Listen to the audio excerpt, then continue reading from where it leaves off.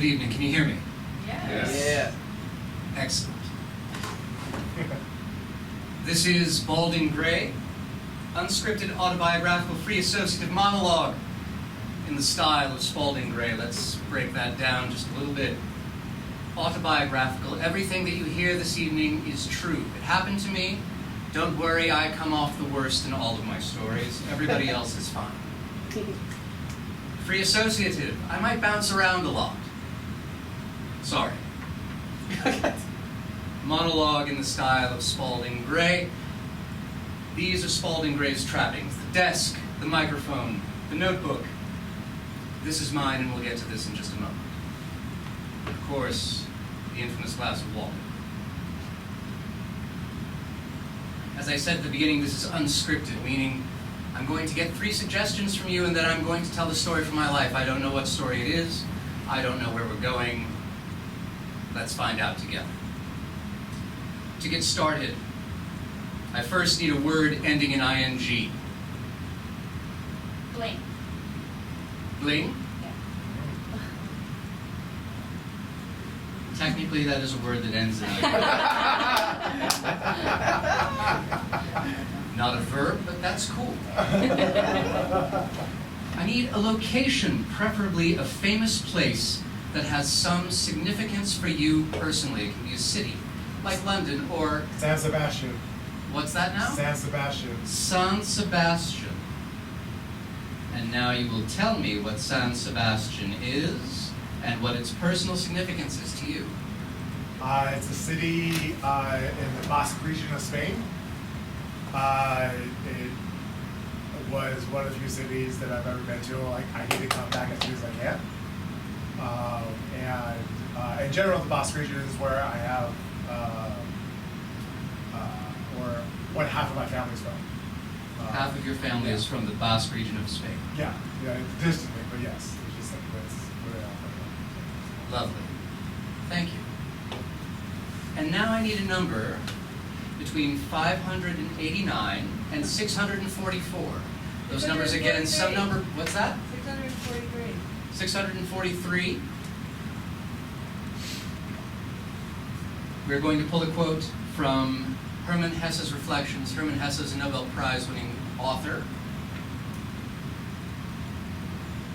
He wrote such works as Siddhartha and Steppenwolf. Steppenwolf Theater in Chicago is named after him.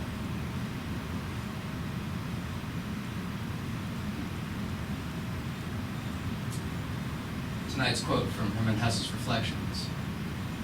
I need no weapon against death, because there is no death. What does exist is the fear of death. That can be cured.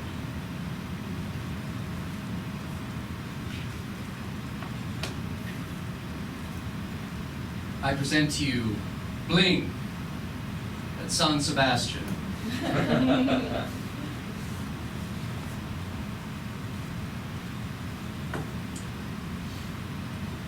I would like to begin by saying that I've never been to San Sebastian.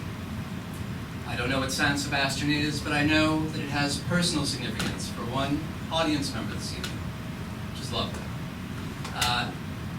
I have no corollary, even, because I have never been to any of the places my family is from. My grandparents were from Cleveland. I have technically been to Cleveland. I've been through Cleveland to see the Rock and Roll Hall of Fame, which is a fantastic trip if you've never been. If you're ever driving through the middle of the country and you're like, what the hell is there to do? Well, I suggest you stop in Cleveland, Ohio and check out the Rock and Roll Hall of Fame. When we went, I believe there were a bunch of David Bowie costumes there, which has absolutely nothing to do with San Sebastian. The rest of my family is mostly from Oklahoma and Lithuania and Germany. Technically, I've been to Germany. I had chicken pox in Germany. That's true. And part of my story this evening, I'm sure, will revolve around some version of that. How did I get chicken pox? Well, when I was a young man, when I was 20 years old, I went to Europe with a group of friends, classmates. We had all, I went to a very small Lutheran high school. In my graduating class, there were 17 people. And so you couldn't really plan large-scale school trips because you try to book a group of 17 people and they just laugh you out of the room. But if you take multiple years of classes, in other words, if you take the existing class that just graduated and a couple of years go by and a couple of years go by, you can gather a bunch of people and you can all go, right? That is what we did. We booked an EF tour to Europe. Why? Because it took AP Art History and we all wanted to see the things we had been studying and learning about. We went to London. I saw Canterbury Cathedral. I saw St. Paul's. I saw Westminster Abbey. Then we went to Paris and we saw Notre Dame. We saw the Sacré-Cœur. Have you ever been to Paris and stood on the hillside looking down at the Parisian city from the steps of the Sacré-Cœur, the very steps that John Wick himself fell down multiple times? If you haven't seen John Wick 4, I recommend that you do, especially if you plan going on a trip to Paris. The Sacré-Cœur is very important. Don't have a duel up there, but just really enjoy the view. I know that Keanu Reeves fell down and down and down and down those stairs. From there, we swung low down into Switzerland. Switzerland was a surprise. It's a beautiful surprise. If you've never been to Switzerland, go. Then we went to Italy. We went to Florence. If you've never been to Florence, I can't recommend it unless you want to see the Duomo or the David, of course. I mean, there's beautiful art there, but it's in a river valley, and if you go at any time that is not, I assume, winter, it's 1,000,000 degrees and just vile. But beautiful artwork. From there, Rome, and then a quick trip to, what's the city? Pompeii. We went to Pompeii, we took a day trip to Pompeii and saw a town that had been swallowed literally by the earth. All these beautiful artworks that we had seen, and here was the force of nature laid bare before us. Anything that humans can create, Mother Nature can destroy, and out of that, humans can find meaning again. What creatures we are. And then we went to Venice. Venice, which is, I don't know if it's still sinking or will be consumed by the ocean. I know that it floods periodically. It's a beautiful city. If you've never been, it's a marvel of engineering and art and, honestly, faith. Not just in Christianity, for those who built it, but in commerce. It was a major port. It's like Christmas. It's that perfect convergence of religion and commerce. Made manifest in a lagoon in Italy. And after walking the Bridge of Sighs and taking a gondola ride and standing in St. Mark's Square and thinking about the fact that we were so lucky to be there when it was not flooded and just marveling at everything, I started to feel under the weather. I didn't feel good. I felt terrible. And at first I thought, well, I'm getting a cold, it'll be fine.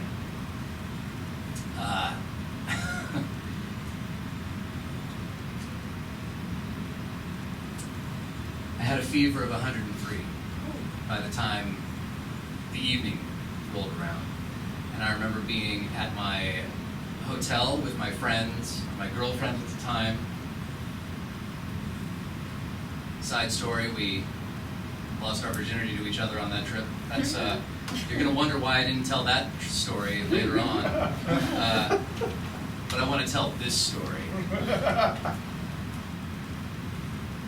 I was an eccentric kid, obviously. I'm there and if you can imagine, I had long hair. I had very long, curly, blonde hair. If you're a youthful person, meaning if you're young and you have a full head of hair, grow your hair out as long as you want now. Do it now because this is what happens. I took a trench coat with me to Europe. Hey man, It was the 90s. I wore a trench coat. The day after I got my fever, I went down to the lobby and I asked, is there a pharmacy or something nearby? I need something, please. Because of course, we were 20-year-old children. We had not traveled with the necessary medications. Just to fast forward for a moment, my family and I went on a trip to Europe in 2023. I can't tell you the pharmacy we brought with us. I started that trip sick. I went, and this is true, our flight was canceled before that trip. We had to rebook while we were in a hotel in Los Angeles outside of LAX. We made all the reservations. My fantastic and amazing wife made it all happen. I walked to a nearby Target outside of LAX, and I bought so much medication. Why? Because I knew that when we got to Europe, they were not going to have what I needed. Why? Let me backtrack to 1990-ish. I have my long hair. I have my sunglasses. I'm wearing my trench coat. Because it's the 90s.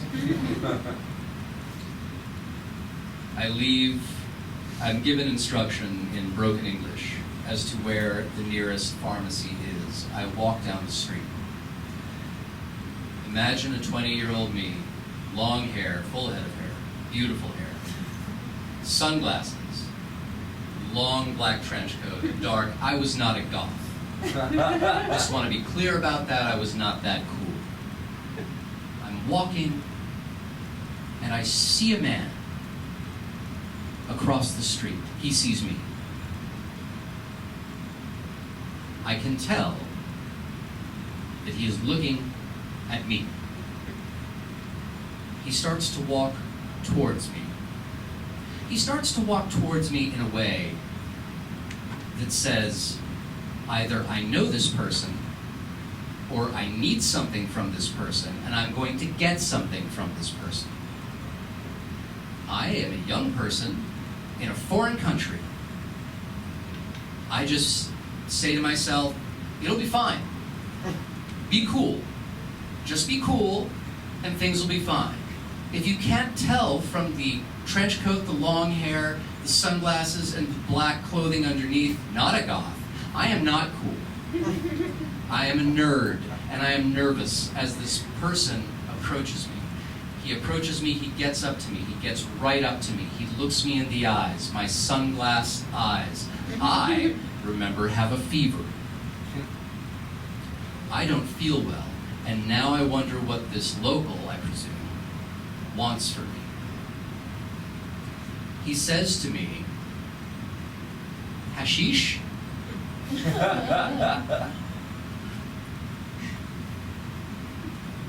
Now, there are a number of ways to approach this.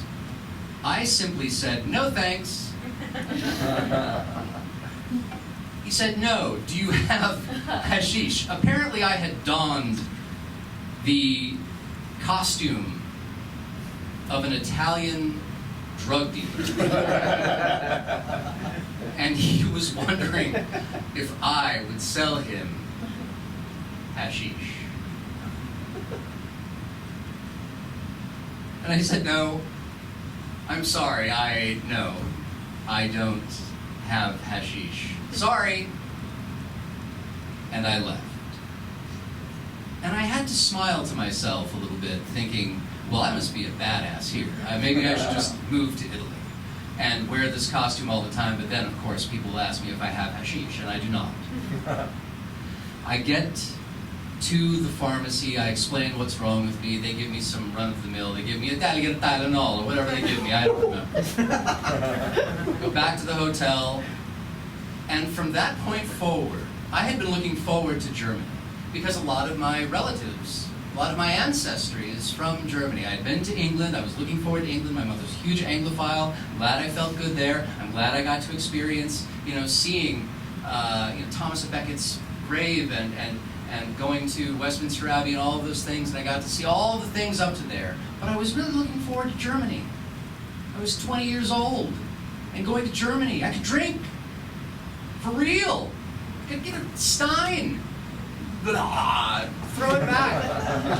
I didn't mention this, but I was also traveling. One of the chaperones for the trip was my own grandfather. This man was an amazing man. I loved him very much. He was a World War II veteran, and he had a knack for finding every pub in every town, every beer garden in every town. If you think Italy doesn't have beer gardens, you'd be wrong, because all you'd have to do is bring along my grandfather. He had a beer garden detector upon him. It was his entire body, and he would just go and find the beer garden. He was the life of the trip.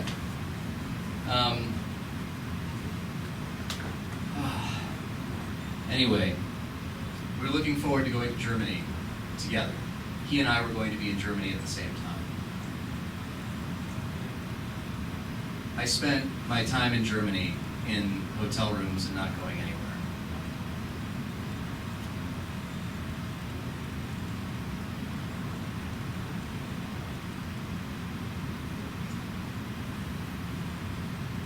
You know, it's actually pretty amazing. Part of the reason that I do this show, Balding Gray, it's funny that I eventually got to my grandfather. I forgot he was on this trip until the very end, is that he told the most amazing stories. He told me a story about when he was in England in World War II, and imagine he was there, you know, as a soldier, and he told me the story of going over there and the ships, how the ships on the Atlantic Ocean. He told me a story about there was a terrible storm, and you could see, if you looked out the portholes, you could see the ships go over the crests of the waves and the screws, the propellers coming up out of the water as the ships crested the waves. And that's how they made it over to England to prepare for D-Day. And when they got to England, they did so many things. He was one of those guys who was just mischievous as hell. He and a buddy went off base and got so hammered, and there was an air raid while they were drunk. And my grandfather was with his friend, who went and vomited in a fountain, a public fountain, while a bobby tried to convince them to maybe get into the subway station so they weren't killed. This is the man who I ended up in Germany with years and years later. So I was with a relative of mine in Germany, and interestingly, his ancestry is not at all German. But we were there, we were looking forward to doing things together, and I ruined it by getting sick. I ended up in hotel rooms lying down, while he, I assume, we're in Germany, where there are nothing but beer gardens. I'm sure he invaded every single one. Shook hands with every old vet he could find, and said Danke, and had a wonderful time. I can't remember his stories anymore. I do this show in part because I want to pass along my stories to anybody who will listen. I'm sorry. But I thank you for listening tonight. So, I wish I could say that Germany were my San Sebastian. Maybe someday it will be. Maybe I'll be fortunate enough to see the places where my ancestors grew up and eventually arrived at me. A young boy who wanders through Italy selling hashish. There's also a story about Florence on the 4th of July in a disco, but that'll be for another time. I need no weapon against death because there is no death. What does exist is the fear of death, and that can be cured. Thank you very much. I've been Balding Gray, and this has been Bling at San Sebastian.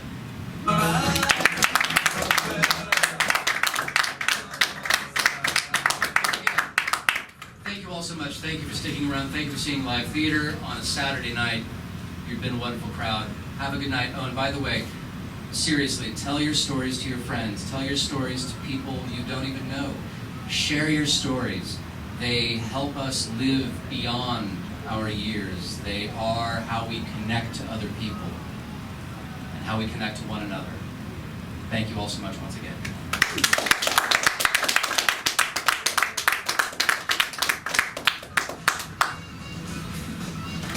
That's really it. Get out.